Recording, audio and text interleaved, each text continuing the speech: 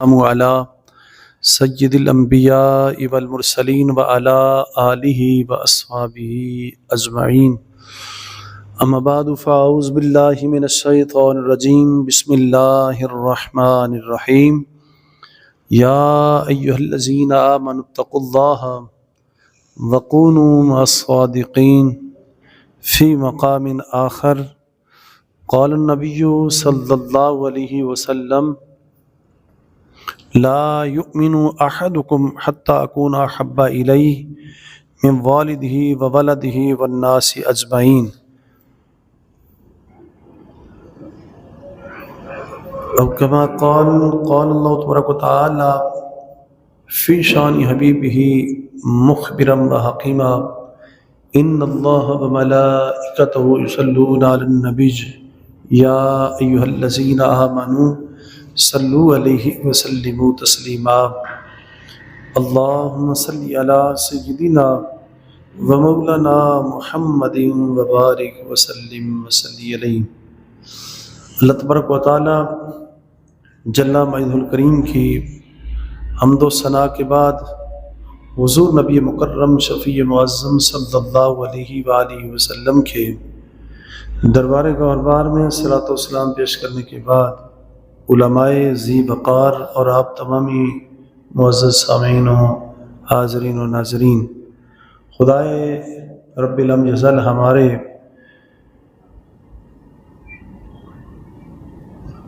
اس آمد کو قبول فرما لے اور ہماری تمام معصیات کو اللہ کریم دور فرما دے۔ عزیزان مکرم، اللہ جل جلالہ کا بہت بڑا فضل و احسان ہے جس نے ہمیں پیدا فرمایا اور پھر ایمان کی دولت کے ساتھ سرفراز فرمایا۔ انسان چونکہ ایک سماجی مخلوق ہے، اس کا کسی نہ کسی سے تعلق، ربط، واسطہ ضرور ہوتا ہے۔ مل جل کے رہنا یہ اس کے لیے ایک خاص ہے۔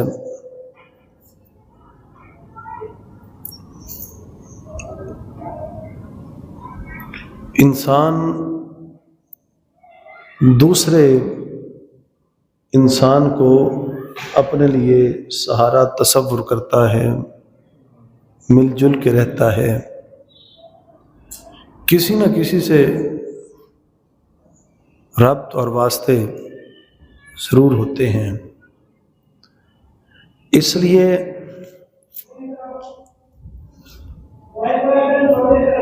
کہ انسان دوسرے سے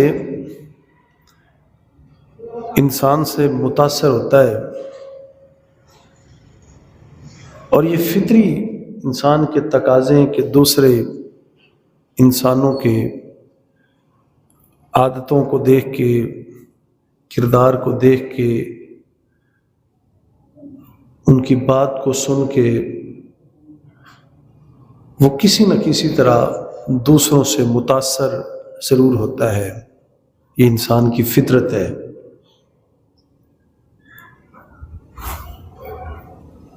اس لیے ہمیں چاہیے کہ اس بات کے غور و فکر کریں کہ ہماری دوستی، ہمارا میل جول، ہمارا ربط، ہمارا تعلق وہ نیکوکاروں کے ساتھ ہو۔ لا محالہ ہم نے دوست بنانے ہیں، ہم نے معاملات ایک دوسرے کے ساتھ نپٹانے ہیں، واسطہ ضرور پڑھنا ہے، لیکن جہاں تک ہو سکے ہم اپنی صحبت کو نیک رکھیں، صاف اور پاکیزہ رکھیں، اپنی دوستی کے اندر گہری نظر رکھیں کہ ہم جسے دوست بنائیں تو نیکوکار کو دوست بنائیں، جہاں جائیں، جہاں بیٹھیں، جہاں رہیں، ہماری سوسائٹی، ہماری دوستی، ہمارا یارانہ وہ نیکوکاروں کے ساتھ ہونا چاہیے۔ اگر نیکوکاروں کے ساتھ دوستی قائم رہی تو اس کے اثرات ہمیشہ ہمیشہ کے لیے دنیا میں بھی پڑیں گے اور آخرت میں بھی قائم اور دائم رہیں گے۔ اور اگر وہ بروں کے ساتھ دوستی تعلق جڑ گیا، وہ یہاں بھی پریشان کریں گے اور وہاں بھی کل سے قیامت والے دن ہمیں اجر و ثواب سے محروم کریں گے۔ یہ بات کوئی عام بات نہیں، اللہ جل جلالہ خود قرآن مجید برہان رشید میں فرماتے ہیں الاخلاء یومئذ بعضهم لبعض عدو الا المتقین۔ فرمایا کہ جو دنیا میں ایک دوسرے کے گہرے دوست ہوں گے، جو دنیا دار ایک دوسرے کے دوست ہوں گے، وہ قیامت والے دن ایک دوسرے کے دشمن ہوں گے، ایک دوسرے کے دشمن ہوں گے۔ الا المتقین، سوائے پرہیزگاروں کے۔ جو برا ہوگا، جو بدکار ہوگا، جو فقط دنیا کے لیے دنیا میں رہا، جس کو دنیا کی رعنائی اور چمک دمک نے گھیر لیا، تو فرمایا ایسے جتنے بھی بیلی ہوں گے وہ قیامت والے دن ایک دوسرے کے دشمن ہوں گے۔ ان کی دوستی کوئی فائدہ نہیں دے گی، کوئی کام نہیں آئے گی۔ جو دنیاوی دوست ہیں ایک دوسرے کے اور فقط دنیا کے لیے رہے، تو فرمایا کہ وہ قیامت والے دن دشمن بنیں گے ایک دوسرے کے۔ انہوں نے ایک دوسرے کو پہچاننا ہی نہیں، کام ہی نہیں آنا۔ الا المتقین، سوائے متقیوں کے، پرہیزگاروں کے۔ پرہیزگاروں کی دوستی دنیا میں بھی کامیاب ہوگی، دنیا میں بھی کام آئے گی اور آخرت میں بھی کام آئے گی۔ اور بروں کی دوستی نہ دنیا میں اس نے کام آنا ہے، نہ آخرت میں کام آنا ہے۔ اس لیے ہمیں دوستی کرتے ہوئے، تعلق جوڑتے ہوئے، ہمیں یہ غور و فکر رہنی چاہیے، یہ فکر ہو کہ میری دوستی نیک ہو، میری دوستی نیکوکاروں کے ساتھ قائم ہو، بروں کے ساتھ میرا پیچھا نہ پڑے، بروں کے ساتھ میرا تعلق نہ جڑے۔ اگر بروں کے ساتھ تعلق جڑ گیا، دنیا بھی خراب ہے اور آخرت بھی خراب ہوگی۔ اور سوسائٹی کا اثر، صحبت کا اثر بہت بڑا اثر ہے۔ کسی نہ کسی طرح صحبت کے اثرات پڑتے ہیں، صحبت کے اثرات آتے ہیں جو بندے کو متاثر کرتے ہیں۔ ہمیشہ ہمیشہ کے لیے تاریخ انسانی آپ اٹھا لیں، دیکھ لیں، آپ سنیں ذرا۔ اسی وجہ سے آج ملت پریشان ہے، پورا عالم، پورا جہان پریشان ہے۔ ہمارے ماضی میں جب تک ہمارے بزرگوں کے تعلق، ان کے واسطے، رابطے نیکوں کے ساتھ رہے، وہ کامیاب رہے۔ اور اب جب سے ہماری دوستیاں باطل ہوئی ہیں، غلط ہوئی ہیں، ہماری سوسائٹی خراب ہوئی ہے اور ہم نے صحیح جانا نہیں، بھانپا نہیں، پرکھ نہیں رکھی، تب سے یہ حالات ہمارے بگڑ چکے ہیں۔ بروں کی صحبت برا کر دیتی ہے، اپنے لپیٹ میں لیتی ہے، اور نیکوں کی صحبت اچھا بناتی ہے، اس کے اثرات بھی اسی طرح پڑتے ہیں۔ حضرت شیخ سعدی رحمۃ اللہ علیہ آپ نے خوب فرمایا، صحبت سالے ترا سالے کند، صحبت تالے ترا تالے کند۔ کہ اے بندے نیکوکاروں کی صحبت تجھے نیک بنا دے گی اور بروں کی صحبت تجھے برا بنا دے گی، اس لیے اپنی صحبت بہتر کرو۔ اور یہ ضروری صرف یہ نہیں ہے کہ یہ ہمارا پیغام، یہ بات، یہ مضمون، یہ باتیں فقط ہم تک محدود ہیں، ہمارے ایسے ماحول کے لیے اور کسی نجی سطح تک نہیں۔ یہ پیغام، یہ موضوع اور اس کی ضرورت سے ہماری چھوٹی سطح سے لے کے بین الاقوامی سطح تک ہر ایک کے لیے ضروری ہے، ہر مسلمان کے لیے ضروری ہے کہ اس کی صحبت نیک ہو۔ کوئی جس مرتبے کے اوپر بھی بیٹھا ہو، جس مقام پہ فائز ہو، ہر ایک کے لیے ضروری ہے کہ اس کی صحبت، اس کی سوسائٹی، اس کی دوستی وہ نیک ہونی چاہیے، اور وہی اسے کامیاب رکھے گی۔ اگر کوئی بڑے مرتبے پہ ہے، اگر اس کی بھی صحبت، دوستی اگر خراب ہوئی تو اسے بھی وہ ناکام بنا دے گی۔ ہر منصب پہ، ہر ویکنسی سیٹ پہ ہر ایک کے لیے ضروری ہے صحبت نیک ہو، دوستی نیک ہو۔ دوستیاں جب سے خراب ہوئی ہیں تب سے معاشرہ سارا خراب ہوا ہے، اس کا اثر پڑا ہے، پورے جہان پہ پڑا ہے۔ ہمیں کلام مجید برہان رشید میں یہود و نصارہ سے کیوں منع کیا، کیوں روکا ہے؟ یہود و نصارہ کی دوستی سے کیوں روکا ہے؟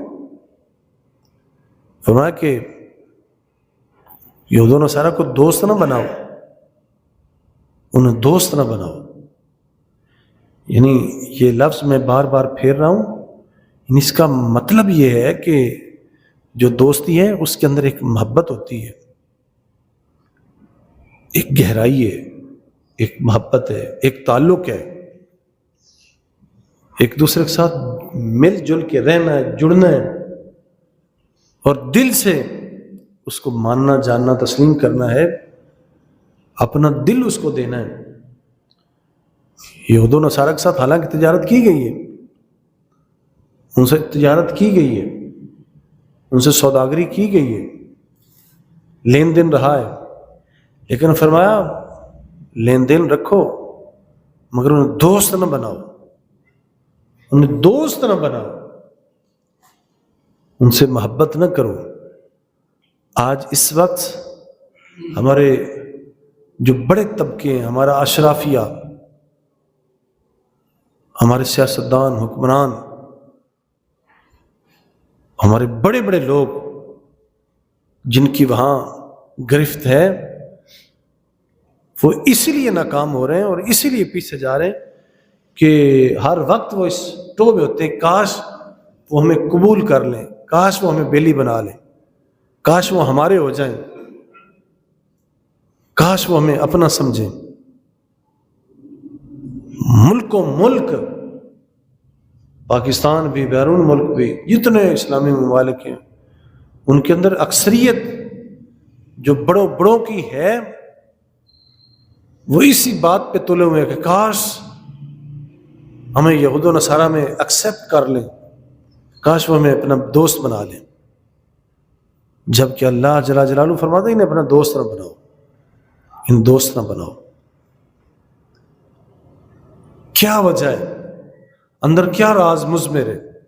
اور ایک مقام پہ فرمایا کہ اللہ جل جلالہ فرماتے ہیں کہ یہ تمہیں اس وقت تک تمہیں یہ دوست نہیں بنائیں گے جب تک کہ تم اپنے دین کو چھوڑ کے ان کی پیروی نہ کر لو، جب تک کہ تم اس معیار کو، اس دین کو، اس پیغام کو چھوڑ کے جب تک تم ان کے پیچھے نہ آگے، ان کی پیروی نہ کر لی تم نے، اس وقت تک یہ تمہیں اپنا بیلی نہیں بنائیں گے۔ ہاں یہی شرط ہے، تم اپنے دین کو چھوڑ دو، تم مرتد ہو جاؤ، ہاں پھر تمہیں اپنا دوست بنا لیں گے۔ اگر تم بھی ان جیسے ہو گئے ٹھیک ہے، پھر وہ تمہیں دوست بنائیں گے، لیکن اگر تم ان کی طرح پورے جب تک ان کی طرح نہ ہوئے یہ تمہیں دوست نہیں بنائیں گے۔ تو آج آپ پھر خود سارے سمجھے ذرا اپنے اپنے گریبانوں میں جھانک لیں ذرا. کفار و مشرکین وہ یہود و نصارہ ہمیں کب قبول کریں گے؟ جب ہم اللہ کو چھوڑ دیں، اللہ کے پیارے حبیب صلی اللہ علیہ وسلم کو چھوڑ دیں، پھر ہمیں دوست بنا لیں. اب جن کو یہ سودا منظور ہے وہ کر لیں سودا. لیکن جو اللہ اور اس کے پیارے رسول صلی اللہ علیہ وسلم پر ایمان رکھتے ہیں اور جن کا کامل ایمان اور یقین ہے اور جن کا عقیدہ پختہ ہے، انہیں چاہیے کہ دوسری نظر انہیں دیکھنی نہیں چاہیے، دوسری نظر ادھر پھیرنی نہیں چاہیے. جو سفارت کاری ہے، جو تجارت ہے، جو لین دین ہے وہ کریں، لیکن جو دوست نہ بنائیں. دوست صرف مسلمان ہونا چاہیے، دوست صرف مومن ہونا چاہیے. ہماری دوستی کا حقدار، ہماری دوستی کا مستحق وہ فقط صالح ہونا چاہیے، وہ نیکوکار ہونا چاہیے، وہ متقی اور پرہیزگار ہونا چاہیے. پوری ملت کو دوستی نے پریشان کیا ہے. جب سے دوستیاں خراب ہوئی ہیں پوری ملت پریشان ہو گئی، پوری ملت پریشان. آپ فی زمانہ دیکھ لیں، اب یہ ساری چیزیں میڈیا کے اوپر آن دی ریکارڈ ہیں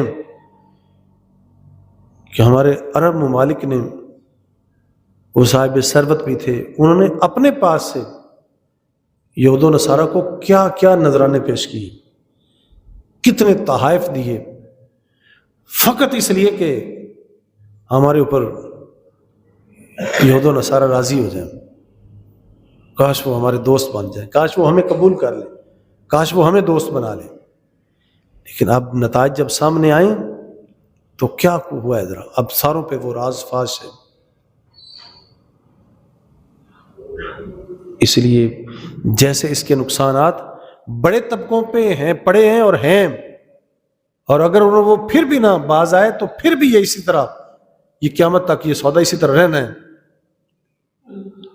اور اسی طرح اس کے اثرات ہمارے اوپر بھی ہیں.